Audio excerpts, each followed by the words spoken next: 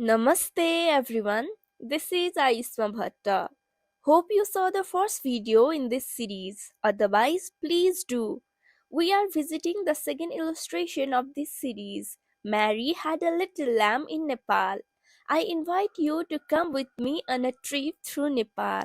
In each video, I introduce you to a different side of Nepal, hoping that at the end of the 8 videos which are in this series, you will get a good look into Nepal. First, as always, I welcome you by putting this silk fabric katha on your neck. This is the tradition in Nepal. Nepal is also the mystic land of Yeti. We will share with you our impressions of Yeti. Please tell us your Yeti experience and thoughts. The birds for today are the loving Sarus cranes. The festival for today is Mahasivratri. Shiva is one of the trinities of Hinduism. Shiva, Brahma, and Vishnu from the Trinity. Shiva is called the destroyer, but is also the restorer, as its act of destruction serves the rejuvenation of life. Poojan, our illustrator, has a native drawing for you. It is Mary with her family going to the rice fields. With Mary goes the lamb. In farming, kids to accompany their parents when they do not have school. Here, Mary belongs to the Kshetri ethnicity. In this picture, you will see the man wearing dhaka topi on his head and two-piece attire called kurta. Mary and her mother are wearing gunyo cholo. It is a traditional dress of Kshetri community, as well as all of Nepal. We are highlighting the attires of different communities through each illustration. Nepal is an agricultural country. Agriculture sector engages around 66% of the total population in Nepal. It contributes one-third of the nation's GDP with a significant contribution to the national economy.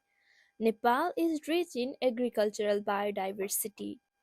The major cash crops grown in this field of Nepal are oilseeds, potato, sugarcane, and cotton.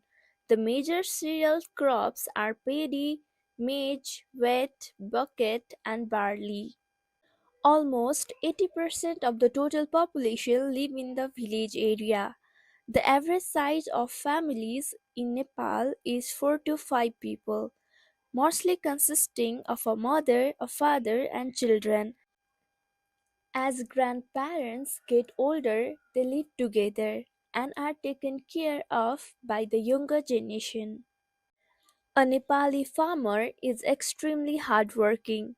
He gets up early in the morning, even before daylight, and goes to the field with his plow and his cattle.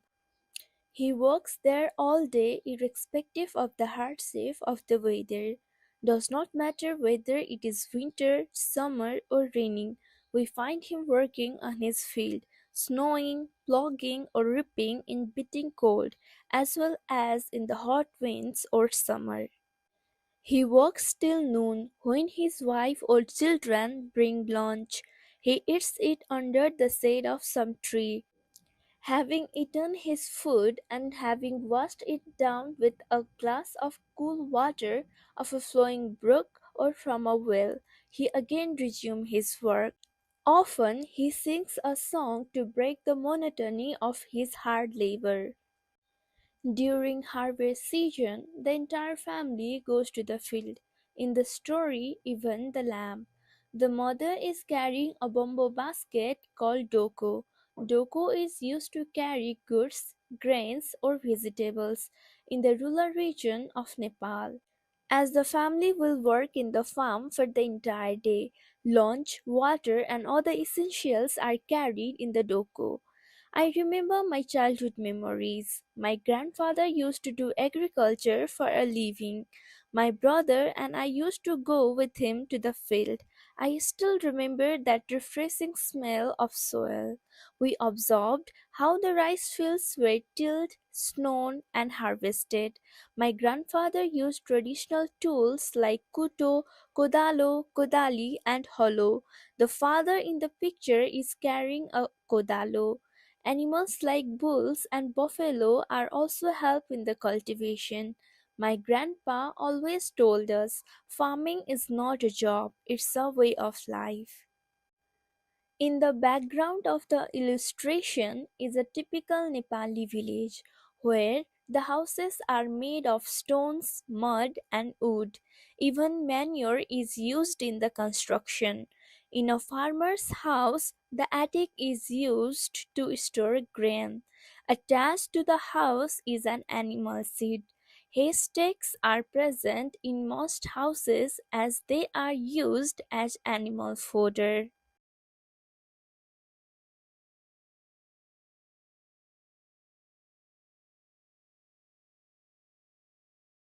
Festival for the week is Mahashivratri. It is a Hindu festival celebrated in honor of the god Shiva. Shiva is said to have expressed his feeling through different dances called tandav. There are seven types of tandav, in which grief, anger, bliss, and destruction of evil is depicted. Shivratri festival falls on the 14th day of every lunar month, so there are 12 per year. But of all the 12 Shivratris, Mahashivratri holds tremendous significance in Nepal. Mahashivratri falls on the 14th night on the 15th day of the month Fagun. On this day, devotees observe fast, perform puja, which is ritualistic prayers. They offer prayers to Lord Shiva in the Shiva temples. The puja includes offering the deity fruits, flowers, and milk. The night is spent chanting. My family and I also fast and worship Lord Shiva every year.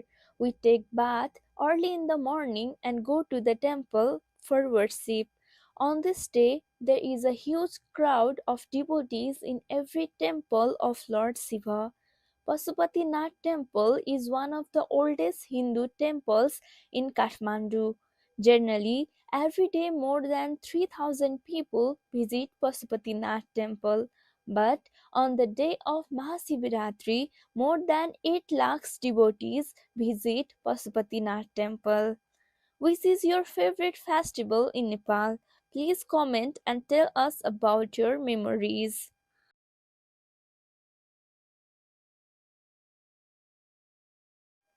In our subseries, The Birds of Nepal, the bird for the video is the Sarus crane. The Sarus crane is the world's tallest flying bird. This crane, when standing, is as tall as a man. These elegant birds are predominantly grey with long pale red legs. Their necked head is red, as is their neck. The bird is native to Nepal. It is a local resident in the west central Tarai of Nepal. The farmlands of Rupandehi and Kapilvastu districts are the main known area where it breeds regularly. The Sarus crane is widely thought to pair for life, and death of one partner is thought to lead to the pinning to death of the partner. They are a symbol of marital virtue. The loss of habitat in the form of natural wetlands is considered the major threat to the population of Sarus cranes.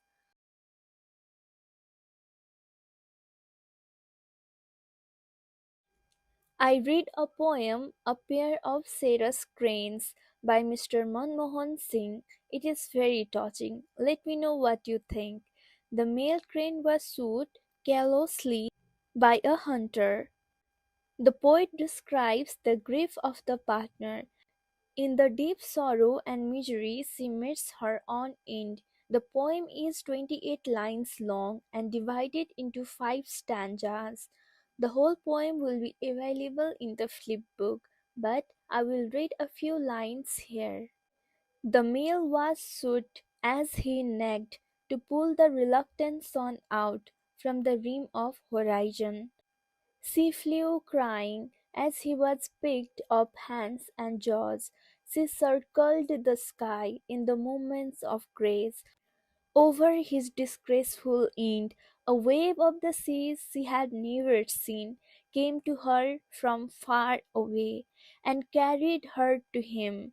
She went away behind Hume's words, behind the legends and fables of human love. Hope you enjoyed the trip with me. The whole series is available as a flipbook if you are interested. For now, I'm saying namaste and see you in the next video. Dhanyabad.